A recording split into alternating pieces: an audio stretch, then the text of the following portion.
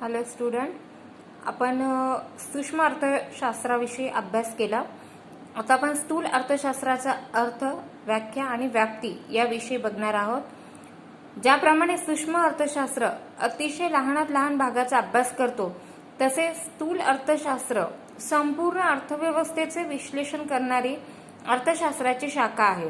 म्हणजे यामध्ये एकूण रोजगार, राष्ट्रीय उत्पन्न, राष्ट्रीय उत्पादन, एकूण गुंतवणूक, एकूण उपभोग, एकूण बचत, सर्वसाधारण किंमत, व्याजदर पातळी, व्यापार चक्रातील चढ उतार, व्यवसायातील चढ उतार इत्यादी स्थूल अर्थशास्त्र याचा अभ्यास करत असते. म्हणजे स्थूल अर्थशास्त्रामध्ये एका व्यक्तीचा रोजगार लक्षात न घेता पूर्ण राष्ट्रातील व्यक्तींचा एकूण रोजगार, राष्ट्रीय उत्पन्न किती आहे, प्रत्येक कंपनीमार्फत किंवा उत्पादकामार्फत राष्ट्रीय उत्पादन किती निर्माण केले जाते, एखाद्या एकूण गुंतवणूक किती आहे. म्हणजे ज्या वेळेला आपण एखादी व्यक्ती एखाद्या ठिकाणी गुंतवणूक करते ती वैयक्तिक गुंतवणूक असते, परंतु त्या व्यक्तीने केलेली ज्या वेळेला तिने अनेक ठिकाणी गुंतवणूक केलेली असेल, समजा एखाद्या कंपनीमध्ये एखादा फॉरेन इन्व्हेस्टर असेल, त्याने भारताच्या एखाद्या कंपनीमध्ये इन्व्हेस्टमेंट केली आणि ती इन्व्हेस्टमेंट ही त्याने समजा सुरुवातीला फक्त त्याने महिंद्रामध्ये केलेली असेल, नंतर त्याने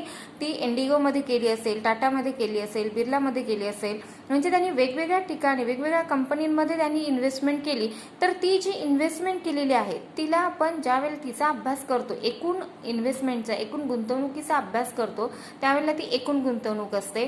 त्यानंतर एकूण उपभोग, फक्त एक व्यक्ती एखाद्या वस्तूचं किती सेवन करते किंवा एका व्यक्तीसाठी ती वस्तू किती महत्त्वाची आहे, तिला किती उपभोग घ्यावा लागतो, याचा विचार हा सूक्ष्म अर्थशास्त्रात होतो. परंतु स्थूल अर्थशास्त्रामध्ये एकूण उपभोग, पूर्ण राष्ट्रामध्ये त्या वस्तूचा किती उपभोग घेतला जातो याची माहिती घेतली जाते. तसंच एकूण बचत, सर्वसाधारण बचत, व्याजदर पातळी, त्यानंतर व्यापार चक्रातील चढ उतार इत्यादी सर्व अभ्यास हा आपण स्थूल अर्थशास्त्रामध्ये केलेला असतो. प्राध्यापक जे.एल. हॅन्सन यांच्या मते स्थूल अर्थशास्त्र ही अर्थशास्त्राची अशी शाखा आहे की ज्यात एकूण रोजगार, एकूण बचत, एकूण गुंतवणूक, राष्ट्रीय उत्पन्न यासारख्या मोठ्या समुच्चयाचा व त्याच्यातील परस्पर संबंधांचा विचार करण्यात येतो. म्हणजे जसं मी आता तुम्हाला सांगितलं, फक्त एका व्यक्तीचा रोजगार लक्षात न घेता एकूण रोजगार किती आहे, बचत, एकूण बचत, म्हणजे जर आपण समजा एका व्यक्तीने 10 रुपयाची बचत केलेली असेल, तर त्या 10 रुपयाच्या बचतीचा पूर्ण अर्थव्यवस्थेवर कसा परिणाम होतो हे यामध्ये दाखवले जाते. त्यानंतर एकूण गुंतवणुकीचाही परिणाम हा अर्थव्यवस्थेवर होत असतो. तसंच राष्ट्रीय उत्पन्न यासारख्या मोठ्या समुच्चयाचा, म्हणजे एकूण समुच्चयाचा व त्याच्यातील परस्पर संबंधाचा विचार हा स्थूल अर्थशास्त्रामध्ये केलेला असतो. तर त्याची व्याप्ती आपण बघणार आहोत. तर व्याप्तीमध्ये सर्वप्रथम उत्पन्न व रोजगार सिद्धांत, सर्वसाधारण किंमत सिद्धांत व भाववाढ, आर्थिक वृद्धी व विकासाचे सिद्धांत आणि विभाजनाचे समग्र लक्ष्य सिद्धांत असं आपण बघत आहोत. तर यामध्ये सर्वप्रथम उत्पन्न व रोजगार सिद्धांत, स्थूल अर्थशास्त्र राष्ट्रीय उत्पन्न आणि रोजगार पातळी याच्या निश्चितीचे विश्लेषण करत असते. म्हणजे यामध्ये ज्याप्रमाणे रोजगार हा कमी जास्त होतो, रोजगार पातळीमध्ये चढ उतार होतात, बदल होतात, उत्पन्नामध्ये वाढ झाली, त्याचप्रमाणे चढ उतार झाले की हे समजून घेण्यासाठी तिथे उत्पन्न व रोजगाराचा नेमकी एकमेकांशी काय पातळी आहे किंवा काय संबंध आहे हे समजून घेण्यासाठी तर ती व्यक्ती उपभोग किती घेते आणि त्या गुंतवणूक किती आहे याचा अभ्यास करावा लागत असतो. आणि व्यवसायातील बदलांचे सिद्धांत उत्पन्न व रोजगार सिद्धांताचा हा एक भाग आहे. म्हणजे यामध्ये एखाद्या व्यक्तीचं उत्पन्न किती आहे, रोजगार किती आहे, त्याचप्रमाणे त्या उत्पन्न व रोजगारामुळे बेरोजगारीची परिस्थिती बदलते आहे, कमी होते, जास्त होते, गुंतवणुकीमुळे कुठल्या प्रकारचा परिणाम हा एका व्यक्तीच्या गुंतवणुकीमुळे एकूण गुंतवणुकीवर काय परिणाम होतो हे यामध्ये दाखवलेले आहे. त्यानंतर सर्वसाधारण किंमत पातळी सिद्धांत. सर्वसाधारण किंमत पातळी सिद्धांत म्हणजे स्थूल अर्थशास्त्रामध्ये किंमत पातळी ही कशी निश्चित होते आणि त्याची चढ उताराची कारणं, म्हणजे समजा तेजी येत असेल तर का आहे, मंदी येत असेल तर का आहे, तर याचं विश्लेषण हे स्थूल अर्थशास्त्रामध्ये केले जाते. आणि तेजी आणि मंदीमुळे ज्या समस्या निर्माण होत असतात त्यामुळे सर्वसाधारण किंमत पातळीचा अभ्यास हा अतिशय महत्त्वपूर्ण ठरत असतो. कारण जर समजा लोकांकडे मंदीची परिस्थिती आली, मंदीची परिस्थिती येणं म्हणजे मार्केटमध्ये पैसा शिल्लक राहत नाही, लोकांमध्ये म्हणजे वस्तू घेण्याची इच्छा जरी असेल तरी वस्तू ती घेऊ शकत नाही, किंवा तेजीची जरी परिस्थिती असेल तरी तेजीच्या परिस्थितीमध्ये काही विशिष्ट भाग काही विशिष्ट लोकांकडे जर असेल म्हणजे तर त्याला अर्थव्यवस्थेमध्ये अर्थ राहत नाही.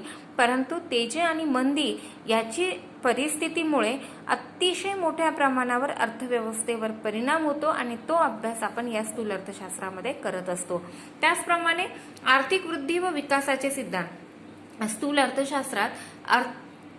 अर्थशास्त्रात विकसित आणि विकसनशील देशातील आर्थिक वृद्धी व विकासासंबंधित सिद्धांताचा समावेश होतो. म्हणजे आर्थिक वृद्धी म्हणजे वाढ, तर विकसित देश असेल किंवा विकसनशील प्रगतीच्या मार्गावरील देश असेल तर त्या संदर्भात आर्थिक वृद्धी आहे, वाढ होत आहे किंवा विकास होत आहे, तर त्या संबंधीचे सिद्धांत हे स्थूल अर्थशास्त्रामध्ये मांडलेले असतात.